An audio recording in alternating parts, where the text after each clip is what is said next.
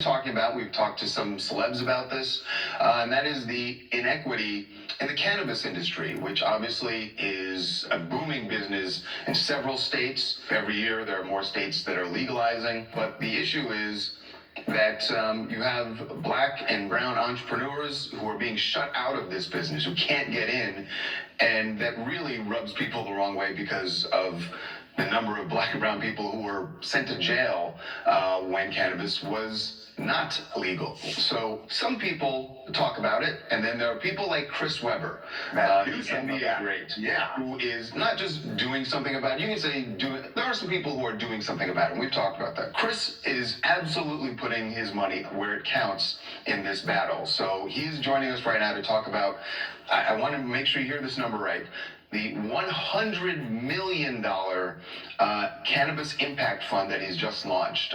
Chris, welcome to TMZ Live. Great to see you, man. Hey, Chris. Hey, how you guys doing? Thanks for having me. It is an honor to have you. So tell us, first of all, where the money is coming from. That is a lot of money. It is a lot of money, guys. And, it's a partnership in diversity. Jason Wild, to me, he's a leading leader in the industry of cannabis. He and I just got to talking, and we shared, the same concerns, and really it's a lot of his money. He's one of the most successful investors in the game. He's been through it, and that's what I like what we're doing. I mean, he's offering robust help to an industry that's already great, but he's making sure from all areas, all the way around, that we're going to have an impact, hopefully in this industry like there's been in no other for black and brown people. Chris, we've been talking to a lot of people about this issue. Killer Mike in particular is extremely active in this area. It just seems like, for whatever reason, that already minorities are being, the phrase we've heard that people use is just they're shut out of it because it is already such big business. You need such a huge amount of money to get started in it. What is it you've heard from entrepreneurs? What's the entry cost to get into, to open a dispensary, to get into this business? It's different in some places, but to give you a little note, a friend of mine called me the other day after they heard the announcement, and they're smart, actually they own a car dealership, and they said, what do we have to do? I said, in each state, there are different laws. You got to figure it out and come back. And so I asked her, and she was in some area in Florida. I said, well, tell me, what is it like? And she said, well, you have to give a $60,000 deposit to apply for a license, and half of that, you will never get back. And so, it just prices people out. Also, if you have licenses like social equity, there's predatory lending, people taking your licenses, giving you a percentage. People need help as far as their SOPs, or just as far as know-how, operational know-how, and that's what Jason can add. So not only are we investing in entrepreneurs, and hopefully those individuals will have success and they'll change their communities, but we're also invested in municipalities, in places like Michigan, Detroit specifically, others where they have these laws, but they really don't understand the cannabis industry.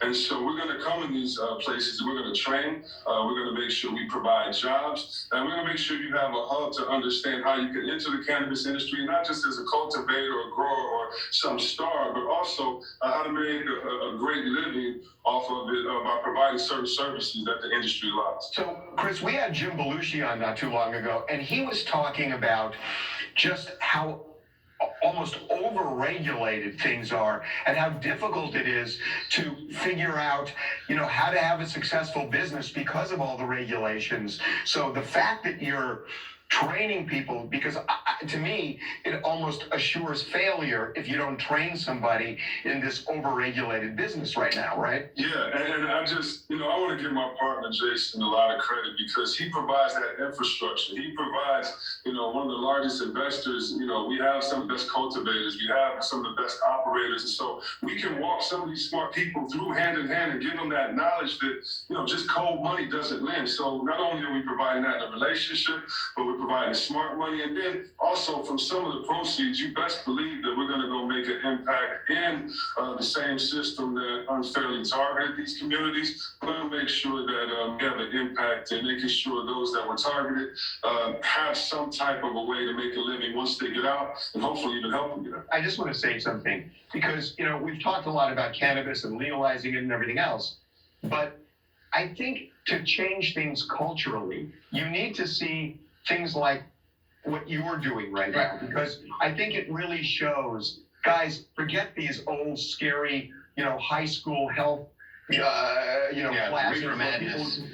Reefer madness, where, you're showing that this is part of society and that cannabis can help people, actually really help them mitigate real pain and suffering. So I think what you're doing goes even beyond helping underserved communities. I think you're just doing such a great service. I'm going to repeat what I said at the beginning. It's really an honor to have you on. And that means a lot. Thank you guys for having me on, and you guys help change the narrative, and that's what we, it starts there. So thank you. We appreciate it, Chris. And God, we didn't even get into basketball. I could talk to you for half an hour just about basketball stuff. But hey, thanks so much for being with us, Chris. All right, thank you.